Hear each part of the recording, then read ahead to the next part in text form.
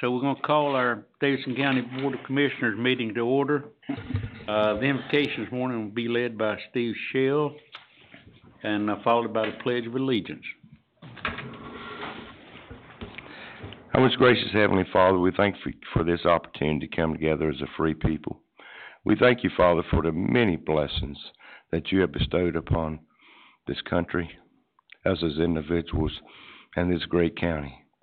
As we move forward with the business of the people, we call upon your wisdom, your strength, and your guidance to move us in a way that we prosperous and enhancements for our fellow citizens.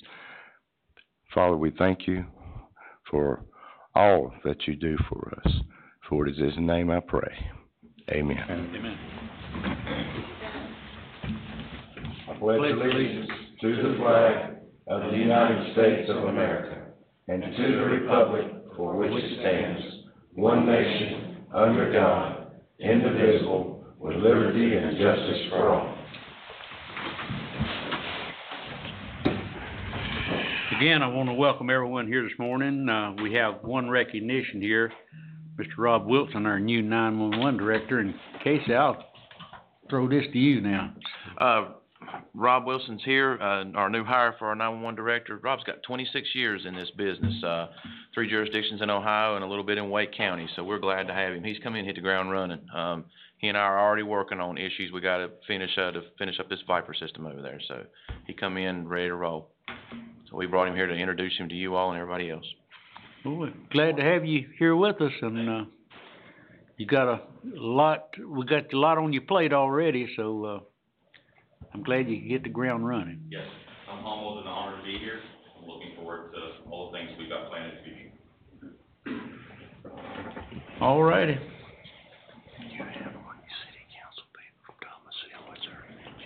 Where's that? You know, my eyes is not that great. That's Jane. Jane's here with us today. So one of the city council members from Thomasville, Jane, and I still want to, Jane Murphy, but when I keep wanting to call her Jane, what was the other name now? Jane Murphy. Hey, good to have you here. Tell Ricky I said hello. All right, we need to excuse 2 of our commissioners, Chris Elliott and Fred McClure is unable to be here today, so can I get some? Got a motion. All right, do I have a second? Second. Got a motion and a second to. You want this verbally or? Excuse Commissioner Elliott and McClure. All in favor say aye. Aye. Opposed? If you want to speak today and you need to register for public address, now's the time to do it if you haven't already. As soon as we adopt the general agenda, we'll have the public address. On the adoption of the agenda, we have had a request to add discussion regarding vacancy on the DSS board, and we make that agenda item 7E on your agenda. And this item will be heard following the presentation by, well, no, this item will be 7E. Are there any other changes or additions to the agenda? Mr. Chairman, just to point out one thing, 7E will need to be heard before 7D. That way we hear everything before y'all head out to Fort York. Okay. So we're going to hear 7. So it'll go A, B, C, E, D.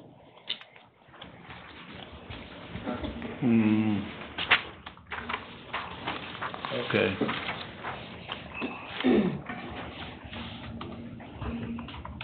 Can I have a motion and a second to approve the amended agenda? Motion for the amended agenda, Mr. Chairman. Second. All right, got a motion and a second. All in favor say aye. Aye. Public address. We have the one, Yes.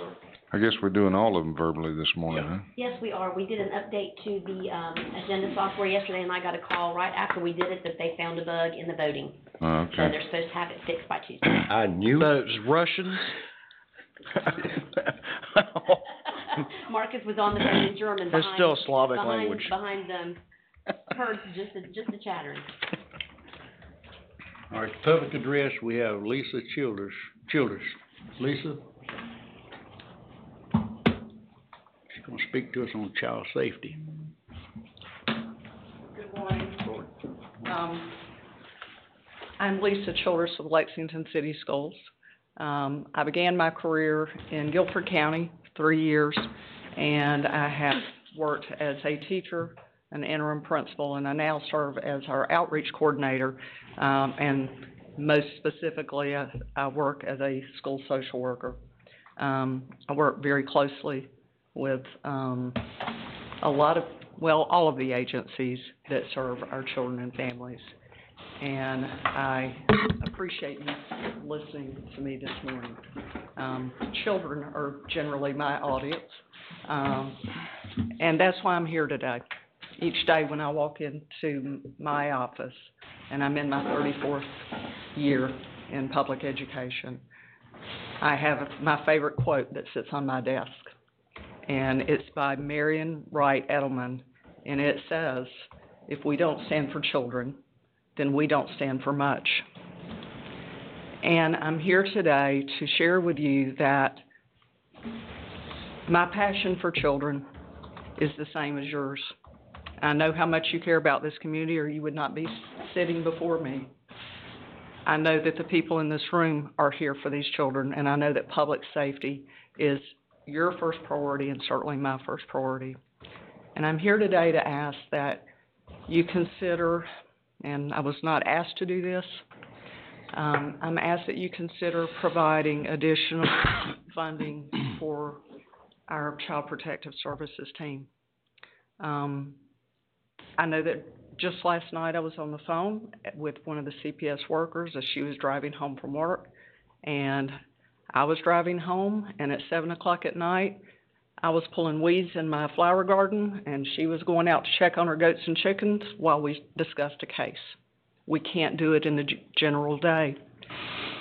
And I wouldn't ask a teacher to serve a classroom of 65 because it wouldn't give them the individual needs.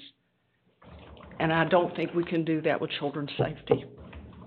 I think that our volume has gotten so high. I don't think the issues, we've always had the social issues.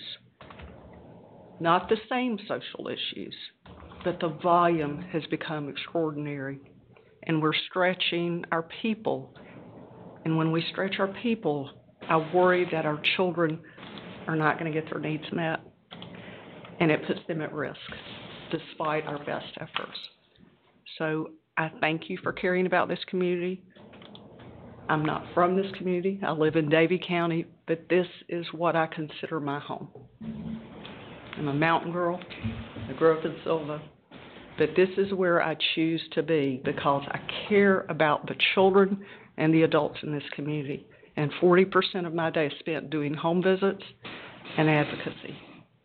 So I thank you for any consideration that you can give to help support us. I work very closely with the county and Thomasville schools in helping our children. Thank you. Thank you, Ms. Childers. That ends our public address.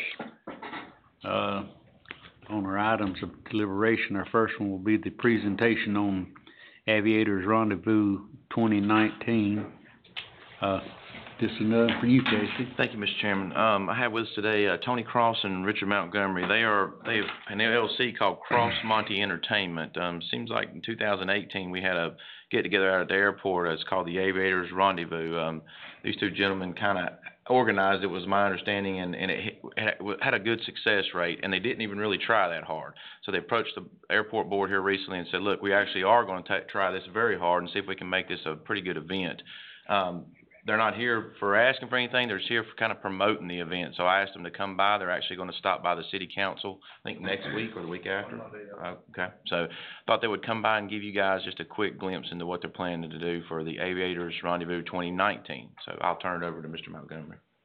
Thank you, sir. Appreciate you inviting us out, Mr. Smith. And I'd like to say hello to the board. And I'm Richard.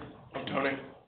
We are two genuine guys that just love aviation, and we also love Davidson County, and we love the Davidson County Airport. Davidson County Airport's home to us, and it's been it's kind of been a love-hate relationship, to be honest with you, because the Davidson County Airport is capable of handling a lot more traffic than we see in there. It's capable of a lot more business jet traffic.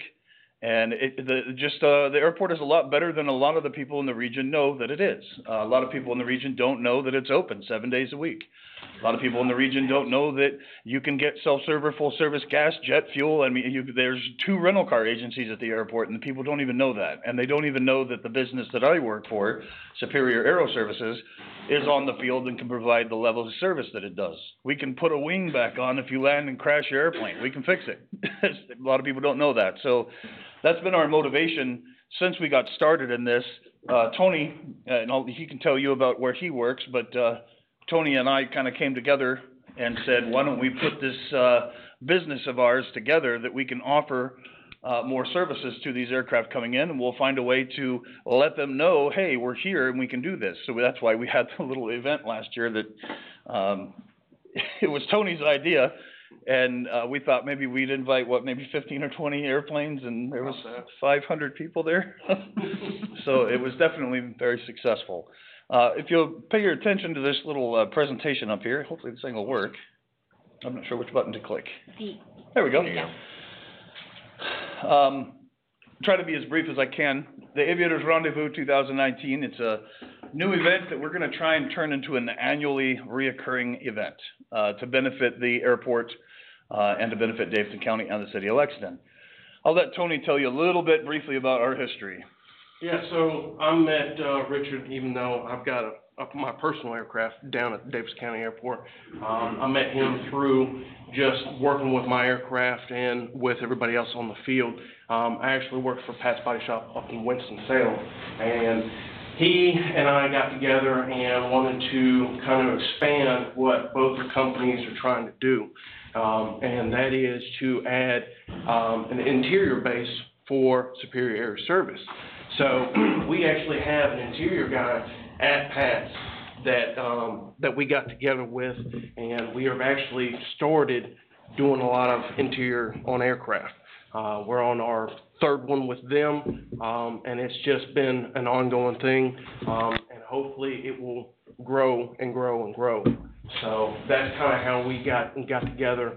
I knew Richard just from, like I said, just from my personal aircraft, but it's just moved on. So we try to figure out a way to kind of promote both of these companies together. And that's when we had the idea of maybe getting, 15, 20 planes, and we had over 500 people show up, which was astonishing. We had less than 2 months to plan it. Less than 2 months, yeah. So it's a great feat, and after that we had great response, overwhelming response, saying, hey, you guys gonna do it again? What's gonna be new this year? So this is where we're at. So our event. So what we're telling you about is, I hope everybody's there, the Aviators Rendezvous 2019, where you have static display airplanes. That's any kind of airplane that's on display, and we're putting informational posters in front of them so you can see, vintage warbirds, hopefully, and we've got a fighter jet coming. We've got different kind of airplanes that are going to be on display. We've got live music. We have a beer garden, food trucks. We actually have a big food truck rally. There's a ton of food there, and we have airplane rides being sold. There's a classic car show. There's bouncy houses, face painting, and a balloon guy that ties balloons that's going to be there for the kids, plus a bunch of vendors. So it's everything that there would be at an air show minus the air show. There's a reason for that. What our goals here today at this event is we want to increase the airport revenue. It's important to us that the revenue at the airport go up consistently as much as possible. I have a vested interest in that. Aside from Cross Money Entertainment, I also run Superior Aero Services, and the more customers we can bring to the airport, the more money we make.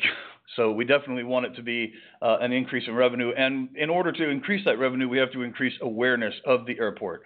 And that's kind of what drove us to this event. Is there's a lot of people that just don't know we're here, or they know we're here and they don't know what we do. So we want to increase awareness and get that airport brand recognition out there. And we also want to make a statement. The Davidson County Airport is in the process of installing a new system called the Mouser, and you guys, as the board, have approved that funding for that at some point, I'm sure. And we're here to tell you that that's awesome. You made a really good choice, and that's a very good system that's going to really put us on the map. And we want to take advantage of making the public aware of that. And then, of course, we want to inspire a new generation of pilots and A&P mechanics because there's a huge shortage. If you're an A&P mechanic, I will hire you right now. We have a huge shortage of that. So the more we can get interested in aviation, the better off that we are. So our big goal, and this is not something that we've made public until right now, is our big goal is last year in 2018, we had a small event. We did kind of a test that the event is feasible. This year, the purpose of the event is we want to test the logistics and all of the things that go into making a full-scale air show at the Davidson County Airport. And we propose that if this event this year in 2019 is as successful as we think it's going to be, that we convert the name from Aviators Rendezvous to the Davidson County Air Fest and host a Category 2 air show at Davidson County Airport. Category 2 meaning it's not the Blue Angels. We can't rip across the field at 600 miles an hour, but we can get some pretty neat performers out there that can fly up to 250 miles an hour, do loops, inverted rolls, that kind of stuff, which is actually very easy to do. And we were actually going to try and do it this year, but the government shutdown interrupted our waiver approval process from the FAA. So we're actually kind of recouping from what we thought was going to be a small-scale air show this year to we can't do the air show, so now we've converted it to this festival. And we thought we were going to be in trouble, but actually we've gotten an overwhelming response already. A little bit about air shows just briefly in Winston-Salem. They haven't done an air show in a while because they're doing construction at the airport, but the last time they did one, it brought 22,000 people over a 2-day period to the air show, which is pretty good. That's a lot of revenue. That's a lot of people coming out and involving themselves in aviation. So that's our goal. And we want to prove to the county, to the airport authority, to the city, and to the citizens that we have an airport that can handle that and that he and I actually know what we're doing. And we can handle it, and we can make it happen, and we can bring something that exciting to Davidson County that, to my knowledge, I don't think has ever been done. Yeah. Currently, we have $8,000 in sponsorship we've already raised. We have Richard Childress Racing, Shell Aviation, City of Lexington, Superior, and of course, Tony and I have put more money into this than you want to know. And we are confident it's going to be successful. We need $9,000 more, not necessarily asking the county commissioners for that. We need $9,000 more, if anybody's interested. We are selling tickets for the event. The online ticket sales are currently in progress. You can buy a ticket to the event for $5 online, and it's $10 at the gate. And we have a VIP ticket that is very cool. You get free food and free beer and free parking and a T-shirt and all kinds of stuff that goes with that. And we anticipate recouping our outside expenses for the most part through the ticket sales, as long as the weather is cooperative. We've analyzed, I'm not going to go over all this, but we have analyzed the risk to the Davidson County Airport, and we have a very good risk mitigation plan in place. We are insured. We do have EMS and fire, crash rescue, and everything lined up for the event.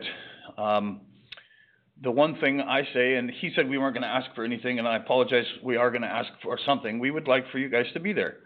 If you have any interest in being there as commissioners, or as Davidson County, we'd love for you to either set up a vendor booth or a tent or something of that nature and just make a presence at the county airport as the county commissioners or the county yourself. Also, if any of you have any way that you may be able to assist us with finding additional vendors, additional sponsors, getting press coverage for the event, we have sent out a press release to everybody under the sun and have not gotten a response from any of them. So it would be very helpful to promote this event. And to keep it short, we are looking at some pretty hefty expenses for getting generators, lighting equipment, and that kind of stuff, renting it.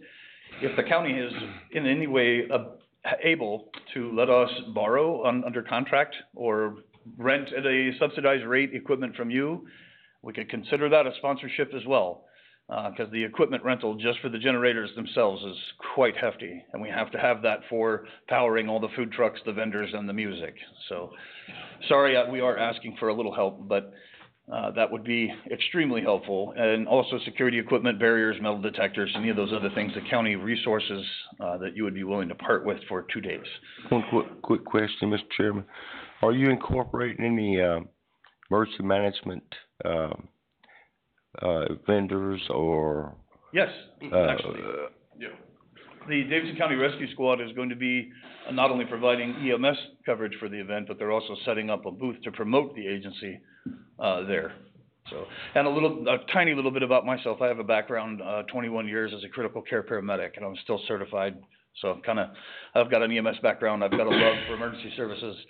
And, I actually work very part-time for the Department of Homeland Security for the Center for Domestic Preparedness, and I teach classes on preparing emergency plans. So I wrote the emergency plan for the airport, and I promise you it's pretty good. I thought you were talking about vendors.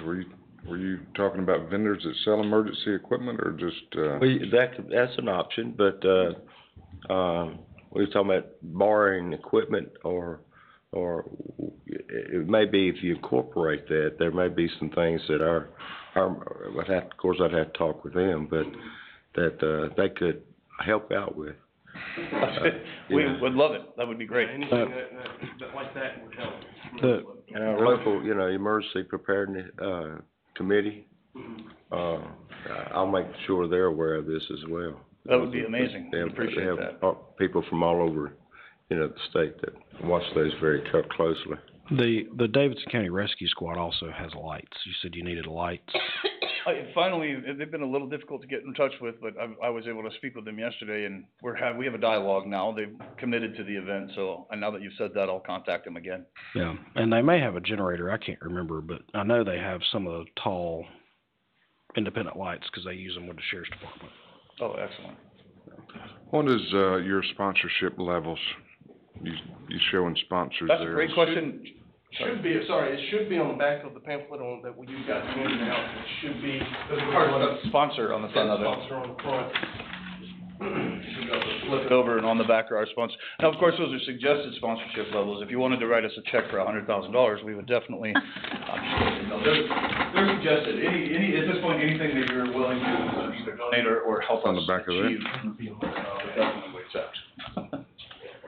Well, from what I'm listening to, or have already heard, this is not a 501(c)(3). Y'all don't have any of that, do you? No, sir. So this entertainment, company is sponsoring this? That's a great question. We wanted to do this, basically out of the kindness of our hearts. Tony and I are not looking to make a profit on this in any way. However, in order to purchase an insurance policy and carry the liability for the event, we had to create a limited liability company.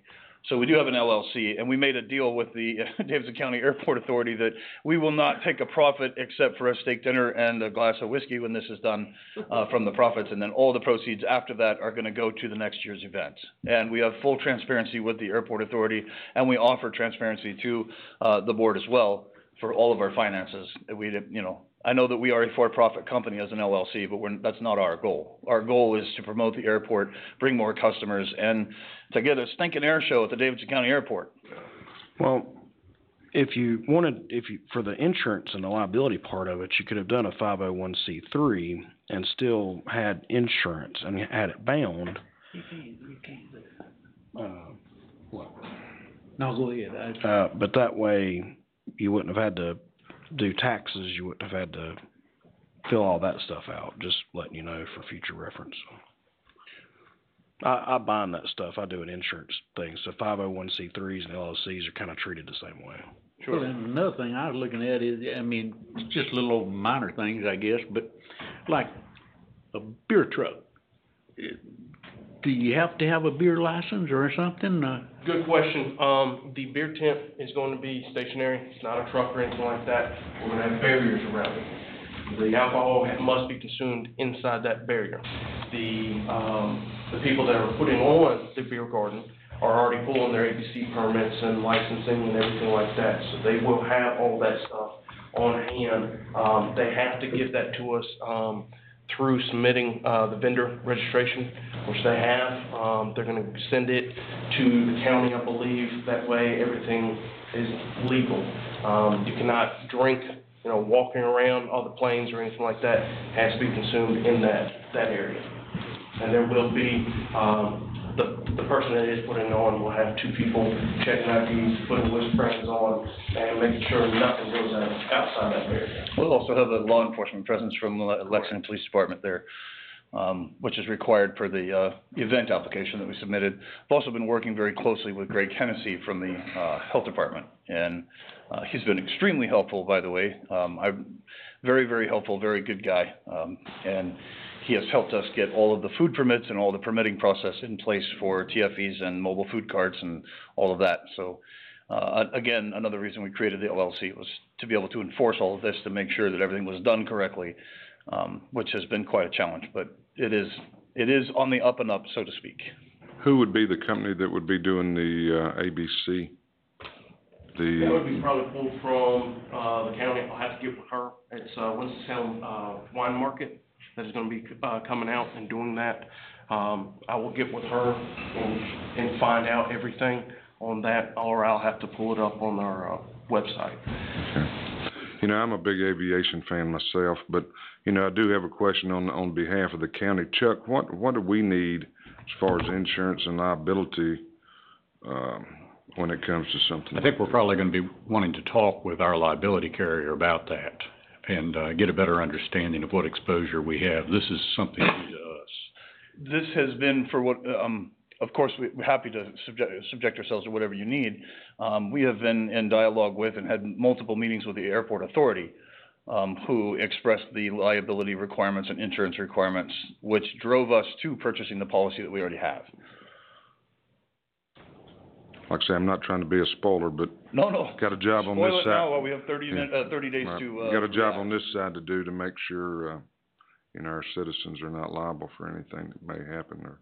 So we do have a $2 million, per incident coverage from a company in California that specializes in aviation and large festival, events like this.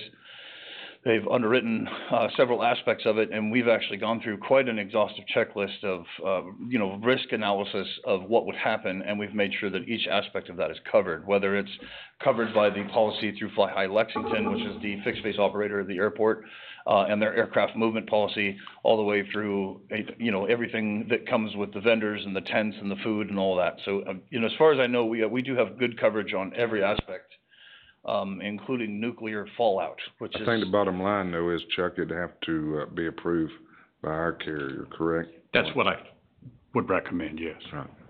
Richard, if you wanna send us a copy of the stuff, we can get it to ours, folks. Yes, sir. It's a humongous file that I might have to bring it to you. Okay, that'd be fine. So, We can get with Walt and let him take a look at it. all right. Sounds good, though. Awesome. Well, thank you very much for your time. Appreciate it. We appreciate you, taking a look at this, and I hope to see you guys out there. It'd be great, and we'd love the county to participate. Thank you. Thank you, Joe. Tony, Pat Scarlett actually started that business in Reedy Creek. You do know that, don't you? Do what now? Pat Scarlett actually started that business in Reedy Creek up here. Really? Yeah. He, Thank you, I've sir. heard a lot of stories about him. And I do appreciate the effort you guys have put into this, okay? Thank you, ladies and gentlemen. Okay. Item B is the Davidson County Community Child Protection Team Annual Report. And, Scott and... Good morning to Good each morning. of you guys. My name is Katrina McMasters, and I get to serve as the Davidson County Child Protective Services Program Administrator. I also have the pleasure of serving as the co-chair for our Community Child Protection Team. And so this morning, we'll be going over some of the efforts that were made by that team for 2018. And though it is not as exciting as aviation and the prospect of an air show coming to Davidson County, we are just as passionate about the work that we do nonetheless. So we'll start with, just for your background, I know you guys have a copy of this report, but if you'll just kind of follow along with me. This team was created in 1991 by the state in order to have all 100 counties, by an executive order, have a systematic, concise way of collaborating with the community so that the idea of child protective services didn't just fall on the Department of Social Services. This, of course, is a community collaboration and has been in our county way before I came on 2 years ago, has been very strong and has been highlighted in the state as one of the teams to kind of pattern yourself after. So it also, one of the other purposes is for it to identify some of the deficiencies that we see in the services that we offer and try to put a stopgap and see what resources we can put in place to help impact the well-being of children in our community. So for this team, like I said, I've been in this position for 2 years, so I have had the pleasure of serving as co-chair for the 2 years that I've been here. Last year, in the middle of our year, we had our Public Health Department Director, Lillian Coots, serve as co-chair with me after Mary Lou Collette, who had been in that position for a number of years, decided to retire from that particular part of the being co-chair, but she is still very much a part of our team. So looking at the other team membership, and we have several of our team members here today. You guys have a list of the number of people that have to be on this team. Again, this is a state-sanctioned team, so that they have mandated who needs to be on that team. So you'll see who we have listed as our team members. We have a very strong board and a very team and a very attentive and active team. The only representation that we have been unfortunate not to be able to have has been from the district attorney's office. And since I've been in this position, I've started having conversations with them about coming back to this team. I'm not sure if they ever participated or not, but that opportunity is before us with some of the connections that we've made. And so I'm hopeful that for the upcoming years, we will be able to have representation from the district attorney's office. So let's look at some of the highlights that we have done as a combined team. So our team, though I'm here today to talk about the child protective part of it, the CCPT, CFPT meet together regularly 8 times a year. And of course, the CFPT is our child fatality prevention team. So our team talks about child protective work as well as the fatalities that have happened in the community and a way to prevent those. So looking at what we have talked about over the course of 2018, our focus hasn't changed. The impact of opioid and drugs on our system has not changed in many years. So our focus primarily for the year was on the impact of opioids on the child welfare system as a whole. The number you heard Lisa Childress stand before you earlier and talk about the number of reports that we get, how it's impacting the school system, how it's impacting our families, how it's impacting the resources out in our community. It's probably a safe bet to say there's not very many families that haven't been impacted, whether it be directly or indirectly, by the use of opioids in the family. We also focused on understanding the what they call MAT, medication assisted treatment. So this is where you have your methadone and Suboxone clinics that are helping families that are impacted by the use of opioids. But we're seeing some of that in a negative light, where we've got pregnant women giving birth to children that are born positive to these drugs, but they are being sanctioned as being in treatment, and it's very difficult for us to be able to work with those families and make progress with them because they are in a sanctioned treatment by the state.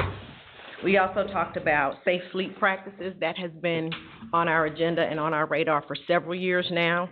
I know that when CFPT does their report next month, they will be focusing on that as well. But we were able to make some progress in our safe sleeping with doing our Back to Sleep campaign, where we did onesies for newborn babies coming out of the hospital. So in 2018 alone, we talked about we had lengthy conversations about the impact of drugs. I think not one of our 8 meetings didn't have some type of conversation about that.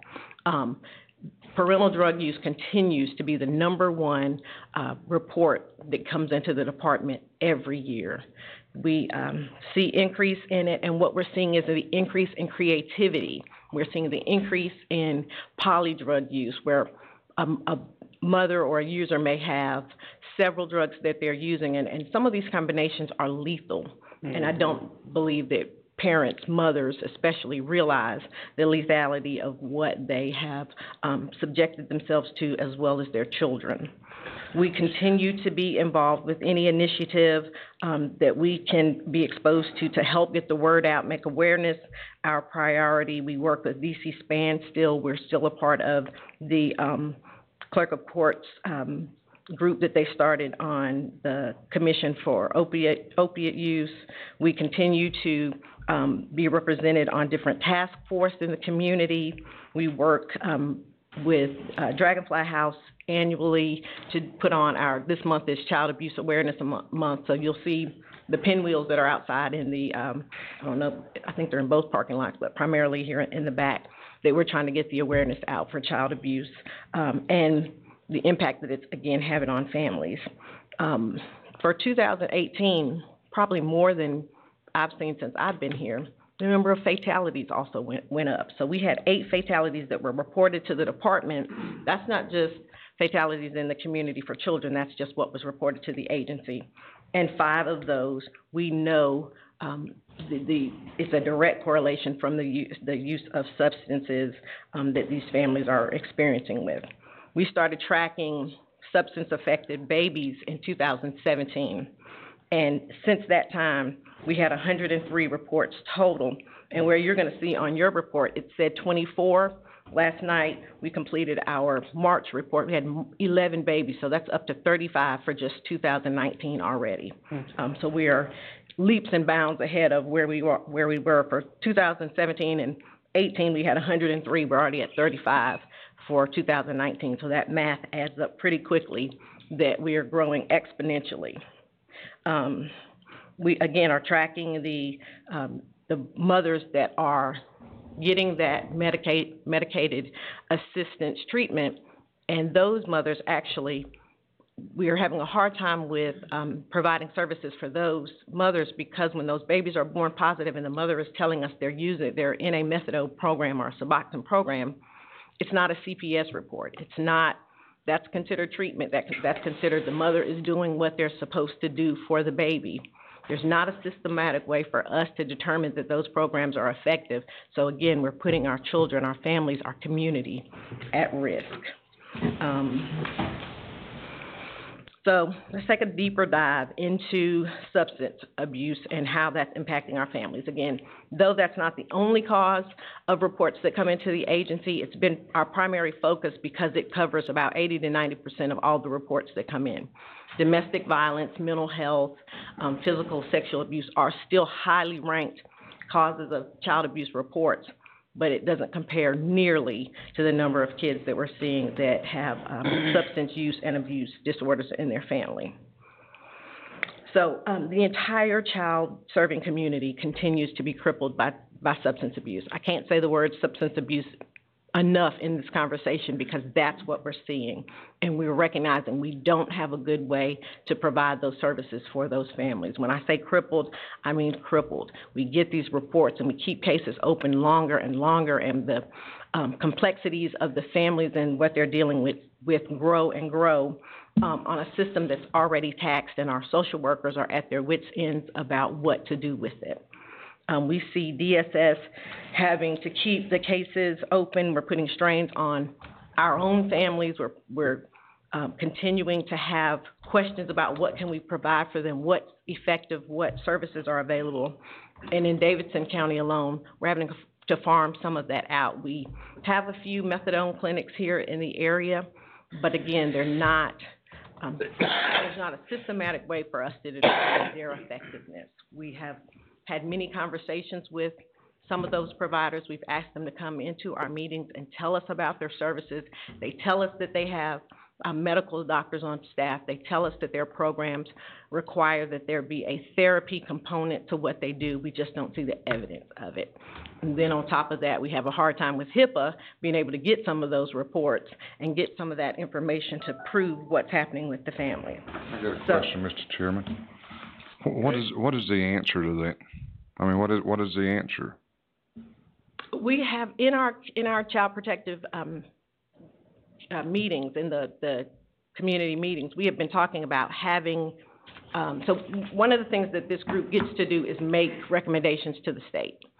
And those recommendations have continued to be around systematic sanctioning, governing over these programs, making sure that they're doing what they say they're doing, making sure that if a mother is coming in and getting methadone, that they're testing for any other drug that she may be using, that they're having conversations about parenting, that they're having conversations about safe sleep, because we know the people that are coming into these programs, these are all self-disclosure programs. They don't have to tell them anything other than what they're there for. So there needs to be some regulation, and we are making those recommendations to the state about regulating those programs to ensure that they are giving the treatment is effective, and it's not just a way to legalize the drug use that they're doing. Because like I said, with the poly use, what we're seeing is in those fatalities, we have mothers who are on methadone, and that's sanctioned and that's legal for them, but they're mixing it with other prescription drugs and street drugs and having an outcome that is having a hardship on the family. And then again, like I said, the fatalities. We've got mothers who are falling asleep, not remembering what they've done. They can't tell us. They can tell us that I put my baby to sleep beside me, or I know I was holding them when I woke up, the baby wasn't breathing. They don't remember what happened in between. Ms. McMasters, is one of the recommendations to the state about regulation, let me back up. One of the problems that I'm seeing, and I've heard it from multiple people that's going to these methadone clinics, is you'll start out at a lower dosage, and instead of starting out where you need to be and then reducing it down and weaning you off, they start you out low, and they keep increasing it to where in the end you're actually getting more dosage of that drug than you would if you were using street heroin. And they keep people on there for multiple years. Is one of the recommendations from your board to the state to reverse the psychology on that and regulate how they're given that prescription to get people off of it? It has not been, but that is certainly something that we consider. What we have been told is that the reason the dosages go up, especially in pregnant moms, is just like eating for two. You're basically treating for two. So that drug treatment, we've got mothers on extremely high doses, and then it is difficult to wean them off.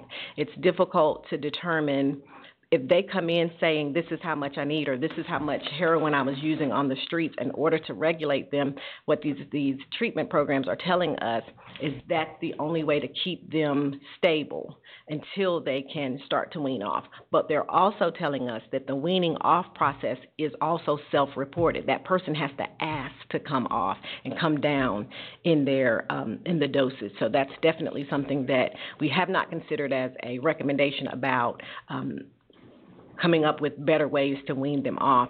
What we've been told multiple times is that a person can stay on this program as long as they want. It's up to them. It's their own motivation to come on. Well, they can tell you that all day long, but when I hear that, I hear smoke. Yeah.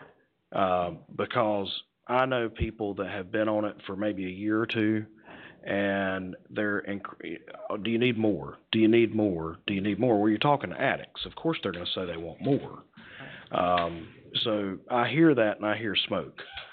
So, that is a profit business for them. They want them to stay hooked. They're just legal dealers to me. So if we reverse the psychology on that and try to get people off of it, but to me, it's the saddest thing in the world to have a child that's addicted.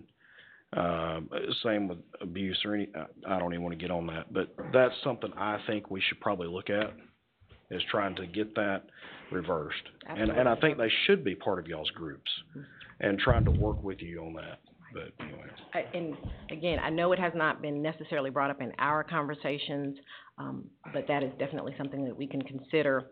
What we have been told, to me personally, feels like that's their answer to why they don't regulate and try to start them high and bring them low. so that they can make that progression to get off. And like you said, we know that these are for-profit businesses, and they're run as businesses. So. You know, Ms. Shirley, for me, the concerns that you've expressed here, I've been expressing ever since I've been a county commissioner and way before. There's too much talk and not enough action. Of the people, the kids that you have had to save, okay, that have been abused and neglected, how many of those have been prosecuted? How many of those have been turned over to law enforcement for an investigation? How many investigations have been followed through? Ms. Childress back there talked about more funding. Well, take the 50, I think the last numbers I received was $57,000 a year that we use just for transportation to send people to Concord to get their meth. And we're not smart enough to find something local, so we can save that money and we can divert those funds. There's plenty of money out there, but it's going on for the wrong reasons. And then what happens is we find ourselves in shortage and we want more money. Well, let's make the money we're spending now work. And there's been too much talk about this. And if you walk out on your front porch, it's not getting better, it's getting worse. But you know what? Nobody wants to hear that. I'm the bad guy because I stand up in different meetings and point these things out. He's a troublemaker. I'm going to continue to be a troublemaker because I really care about these kids. And talk don't get it done. We need to come together. We need to find solutions, and we need to fix the problem and quit talking about it. That's the problem. We talk too much. We spend too much of the taxpayers' monies on things that don't work. But we're not willing to admit they don't work. But yet we can walk out on the front porch. And I'll ask you this, and you just said it a while ago. Do you see things getting better or worse? I see them getting worse. I absolutely agree with what you just said. And part of our presentation today is really about how this is taxing so many different venues. Our school system is seeing it, that you can't teach children in the classroom. They're disrupting the other students because what they experienced at home the night before. Our social workers are running out of options. They're carrying caseloads longer. They're carrying higher caseloads than they've had because we don't have options for these families. So I agree completely. Our focus needs to be on, and you'll see it in this report, evidence-based practices that work, that we are funding and putting resources into programs that are going to actually help make a difference. The numbers that we're seeing, the growth that we're seeing, exponential in the last 2 years alone. We've doubled in the type of kids that we're taking into care, the numbers of kids that we're taking into care. And what happens is because the substance abuse in the family is so pervasive, we can't get other treatment because we know that there's mental health issues. We know that there's DV, but until we start addressing the substance abuse that they're experiencing first, we can't get to those other things. And in the meantime, we have the child who is suffering from what their parents are exposing them to. We end up having to take custody. So a case where we could have probably worked through as an assessment and maybe even offered some services with the child in the home morph into a situation where we're having to take custody, and then that's an expense for the county as well. Not just financially for the county, it's an expense to the child and what the child experiences. Foster care is not a place for a child to grow up. Well, I will say that. I've been doing this work for 24 years, and I will say that till the day I retire. Foster care is not a place for a child to grow up, but it's the better option from what the child is experiencing. And so we've got to start putting in the upfront services. We've got to start really, the reason the state says that there should be 10 cases per social worker is that's the only way you're going to be able to give the families the resources, the time, the commitment that it takes to help move these children, move these families, get them motivated to make changes in their lives. And we know that takes time. We know that takes day-to-day effort and impact to be there, not once a week. The state says you have to be out there on a high-risk case once a week. On a moderate-risk case, we only have to be there twice a month. On a low-risk case, we only have to be there once a month. We see children in foster care one time a month, and not because that's all we want to do, that's all we can do.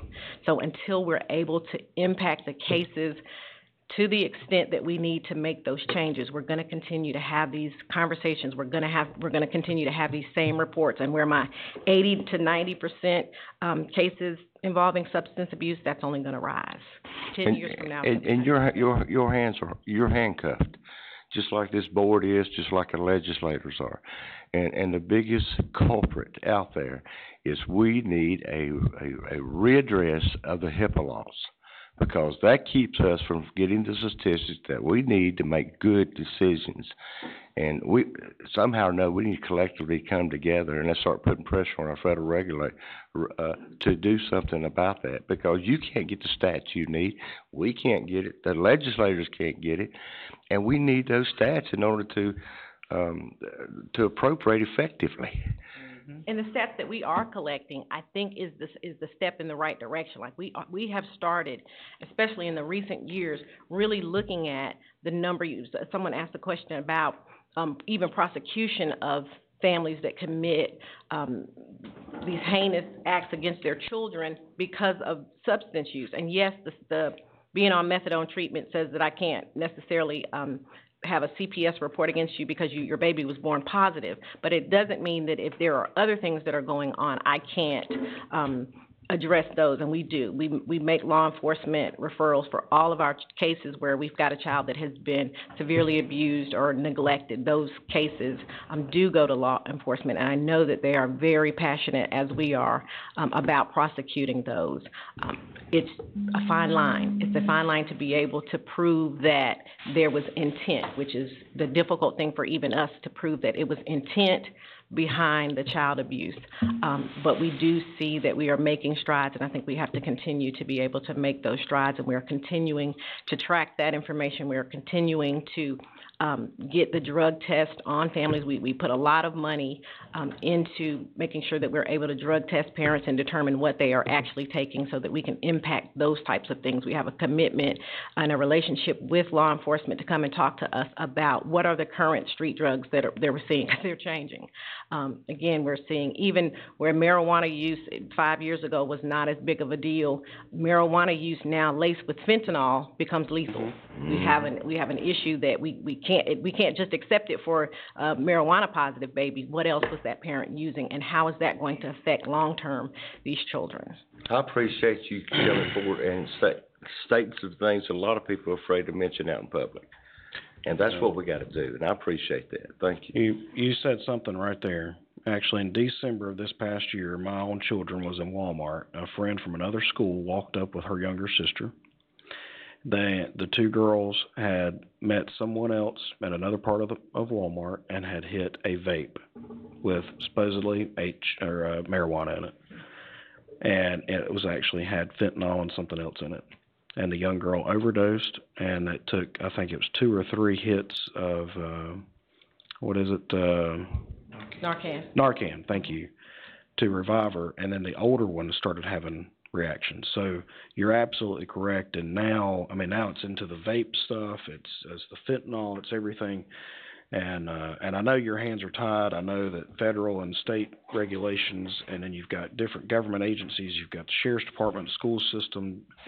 I know it's tough, and I appreciate you bringing this in, and I don't know what else you've got there, but hopefully we can all come together. And I agree with Commissioner Schell. I think that the feds need to change our HIPAA laws to make that easier. I know I've heard of parents having issues with their children as they become of age that have mental issues, that they can't get access to their stuff. I could see as a spouse maybe having, your wife or husband having issues. So I can see that we need to change these rules. I can understand the reason to have them secured, but also there's reasons to make it easy to access from your side as well as a loved one. So I think maybe together we can maybe send something to Raleigh. Maybe Raleigh can send something to the feds, and maybe we can work together on it, because I agree. It's sad. It's a sad day anytime that a child or anybody has those types of issues. And I praise anybody that can recover from it. But anyway, thank you. I appreciate your time, and I won't go over I think we've definitely had some conversation about what the rest of this report is, but I will say this in closing. This is a very committed group. We meet monthly. We have very robust conversations about this, but we do need the support of being able to do the work the way it is it has been intended to do. We need those resources, whether it be our worker resources or resources out in the community to help impact, and we won't see any change until that happens. We have to start with what we can do. The cycle of influence being the first circle being, what can you do personally? What can we do on our level? And what we know we can do is to give the social workers the tools that they need to be able to do the work to help families. I do think families can be motivated to make change. It's just about, again, putting that time and effort in, having the social workers have the ability to have caseloads that look like what they need to look like so that they can work with these families and start making a change for them. So I appreciate your time this morning, and if there are any other questions, I'd be happy to answer. And again, we have several members from our team here. One last question. Do you think the DA is going to send somebody back to your group and be part of it? I actually do. So here's one of the things, and you'll see it in here. We've had the opportunity. Davidson County is well received in the state. One of the things that we were asked to do this year is participate in what's called Project Forecast. And that is a curriculum that's going to be out at DCCC for building this child welfare workforce in years to come. And one of the things that I've been able to participate, we just did our first simulation, so it's training the workforce to come as well as giving continued education to the workforce that's already doing this about what it really does look like to do this work. It's one thing to hear about it when you're in social work school or you're becoming a teacher or school social worker, but you don't know what that really looks like. So we have the people who are really doing the work come in and do simulations of what's happening. And on that group, it's a multidisciplinary team, and the DA's office is represented. And as they have heard us now talk about some of the things that we are influenced by and what we're experiencing in our everyday work, we've had some people who have come forward and said they have some passion about this and they want to participate in our group. So I do believe that we're going to be able to have the DA's office, and that is something that we've been missing for a long time. That might get some of the prosecutions. Okay, thank you very much. Thank you. Scott? I was just gonna add one thing, Okay. if I could. I'd like to underscore, Katrina did a great job of presenting that. We appreciate, Ms. Childress speaking up. Appreciate Ms. Murphy, who's on our board, Ms. Watford, who is on our board as well. Underscore something that's probably obvious, that this work that's behind the numbers and the information that you have in this report, it doesn't happen in a vacuum. DSS is largely responsible for a lot of what you see in dealing with that nearly 200 number of kids that we now have in care, that 250 some reports that we get on average every single month. We had a great discussion with the county manager's office a week or so ago about what we need in terms of resources. We're going to ask for that. Ms. Watford is clearly aware of that, Ms. Murphy as well. We would appreciate your support. We would take any questions on that, but these are not fixes that we can put in a computer program or buy some software and deal with. These are human resources that are needed to go visit these families, these increasing number of families, deal with these increasing number of kids. I can give you an example. We've got 2 kids that may be in this building today that we have no place for. Kids that are violent, kids that are in foster care, and that have been kicked out of their where they have been. One kid is in jail down in, is it Cleveland County? It's probably headed this way. I think Dell and I probably both brought sleeping bags. We may be in this building. We had a kid a couple weeks ago that was here for on and off for 9 days. We couldn't find a spot for them. We've been working with Cardinal, a difficult task in and of itself, and I don't want to get off the point of what we've talked about today. But the short version is those are not isolated incidences, not isolated examples. That stuff happens more than we'd like to think it would or would hope that it would. And so I just mentioned that to say you've seen the report, great multidisciplinary team that we've got. But there's a lot of work behind the numbers and the information that you've been presented today. So we appreciate again your support on that. Thank you, Scott. Thank you. And thank you for the report too. Are there any other questions for any of them? No, Mr. Chairman. Thank you so much. Okay, our next item is a request for recognition to the tonfa Beautification Committee for the work at the tonfa Library. Yes, sir, Mr. Chairman. About 2 weeks ago, with the weather being like it is, weeds are running rampant, you know, throughout a lot of our facilities. Our maintenance, our actual landscaping crews don't start until April, you know, 'cause we contract that out. We had 4 ladies from the Council Beautification Committee go spend their Saturday, pulling the weeds in the Council Library. My request is, that the board give us the authority to send a letter from y'all to thank them for all their hard work and that we're very appreciative of what they did for us. Thank you, yes, sir. Yeah. I'm sure the entire board wants you to do that. Okay. And, Motion to do so? Second. all right, motion, got a motion and a second to, got a motion and a second, and we've got it, 5-0 to, Okay. authorize y'all to send a letter. And Jane, while you're here, would you mention this to your group also, the beautification committee? Of how appreciative we are of what they've done. Thank you.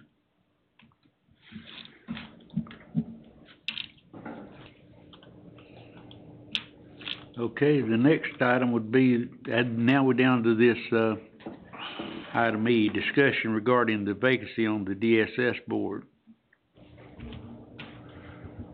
Okay, I guess I'll take that, Mr. Chairman.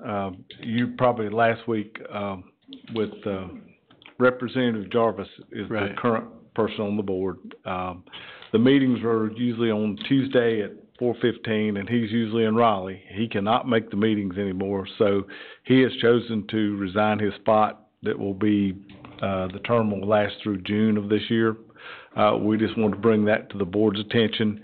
It is a Board of Commissioners appointment.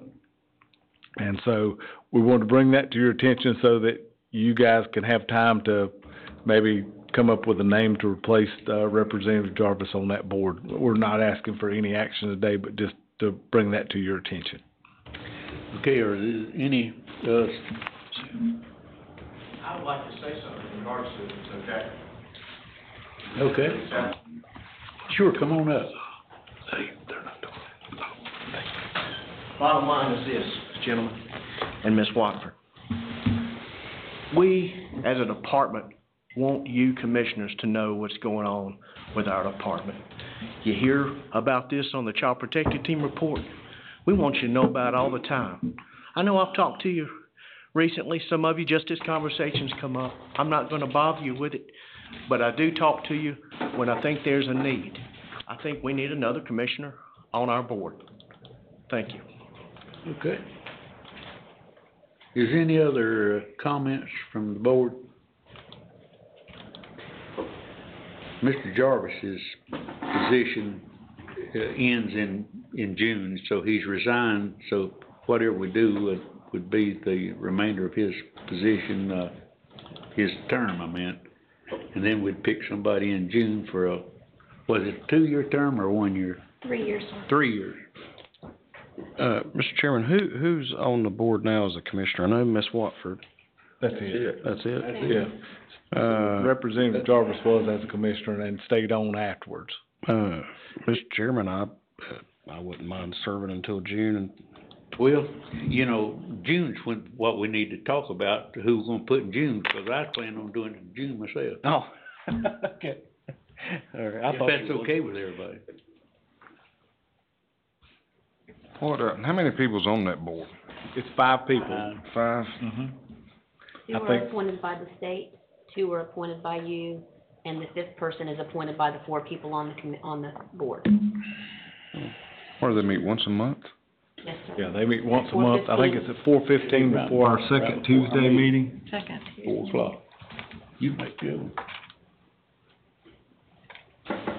I'll do it, if the board would like for me to. When June comes up, if you wanna handle it till June. Well, what's the pleasure of the board here? You wanna?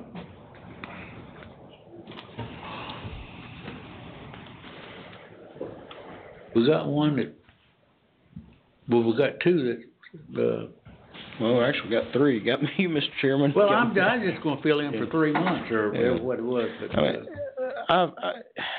I've had a lot of information thrown at me, you know, stuff with my kids at school and just all this stuff with the opioid stuff.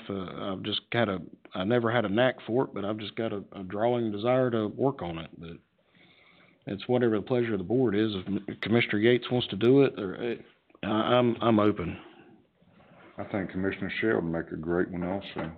I recuse myself from potential conflict. He's got a passion for it, for sure, I see. But I'll be glad to give my opinion anytime.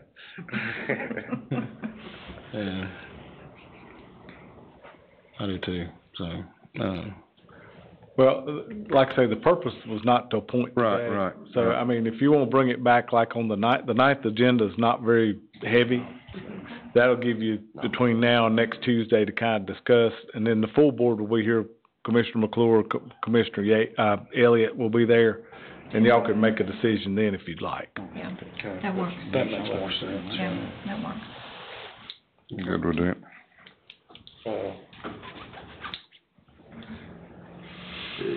Do you willing to serve on it?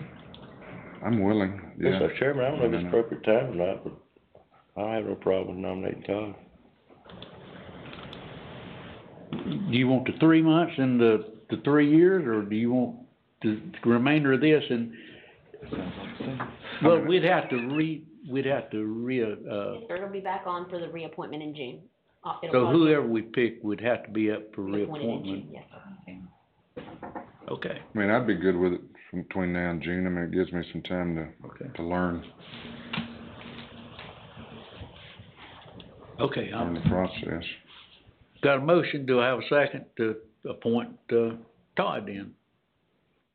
For the term, Yeah, for now till June. Yeah, Okay. cause we'd have to, let's see, yours would be next year, Todd's would be, or whoever would be this year. One of the things that, was noted to wait until the other two commissioners get here, I mean, or do you wanna go ahead and take care of June now, and then when the other commissioners afterwards take care of that? Okay. I mean, I'm just discussing at this point. Well, we shouldn't even had it on the agenda if we weren't ready to do something on it.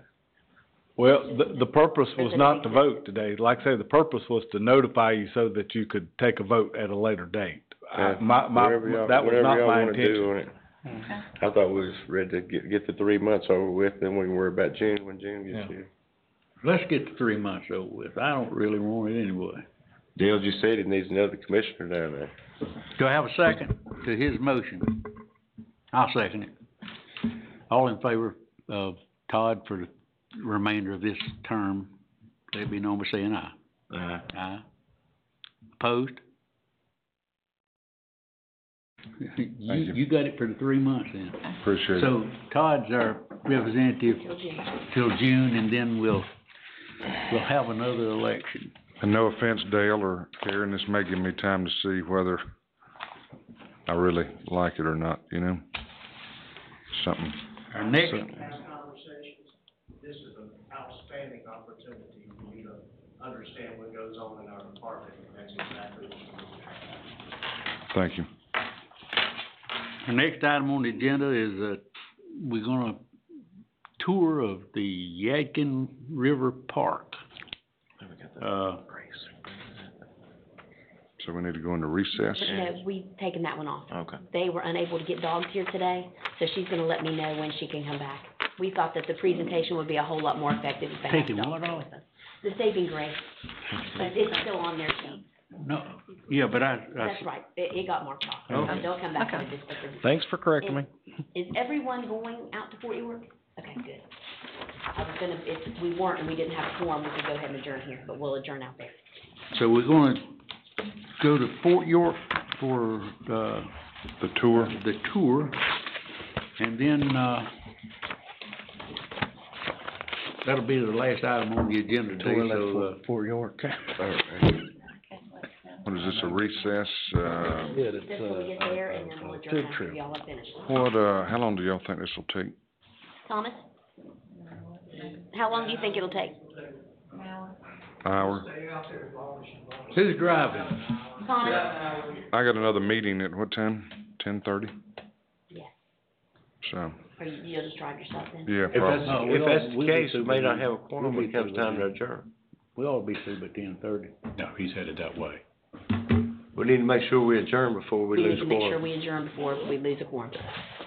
So we can adjourn out there, correct? Adjourn out there, yeah. good question you asked about the nonprofit. Well, I can't, you know, I just taking all the time.